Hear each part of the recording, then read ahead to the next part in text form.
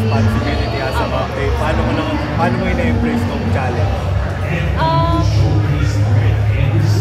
Siyempre, ibang road po siya na pinasukan ko, individual. Pero hindi ko iniisip na pressure talaga siya para sa akin. It's for me to help the team also para maging isang path po kami, maging isang goal kami same as the coaches. So, ako, ready naman po ako tumulong at handa naman po ako mag-step up lagi para sa team. Gano'n na kalaking motivation yung nangyari last year na na-miss nyo yung finals, tas may mga na-miss ka rin games dahil sa inyo? Sobrang laking motivation po sa amin yun as a team. And lalo-lalo na po sa akin kasi marami po kong games na nawala. So for me talaga, ayoko nang mangyari ulit yun na hindi po ako makakag-control sa team na ako sa gilid. Gusto ko po talaga na tutulong ako sa makakaya ko po sa team. And syempre malaking hugot po yun kasi ang goal talaga namin as a ladies biker, as a team po talaga and ang mga coaches is mag-champion po lagi. So hindi mabigat sa puso po namin kahit abroad po kami. So we try na taasan po yung level na meron po kami ngayon and we try na maging best po ng sarili namin para this coming season.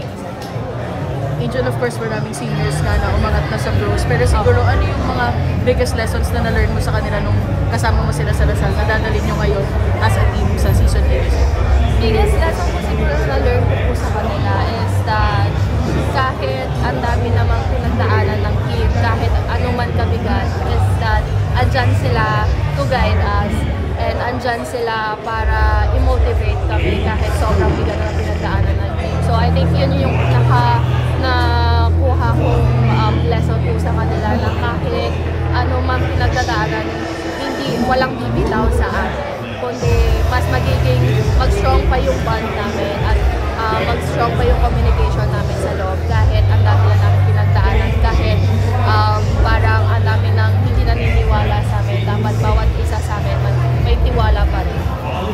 Yung maturity na nagain mo sa Alas Pilipinas, paano mo din sa Lasal yung team captain? Siyempre po, iba naman po yung Alas Pilipinas tsaka sa Lasal.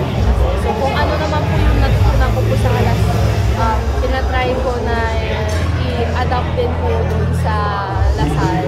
Which is, syempre kapag kasama mo yung mga others mo po, syempre marami ka pong natutunan, lalo na po kapag naglalaro, yung maturity sa loob, kailangan hindi lang palo ng walang palo, kailangan meron all-around ka. So, syempre, marami ko din naman yung ads na try ko i-apply sa mga teammates ko na ganun din dapat yung mindset na hindi lang sa palo madadaan.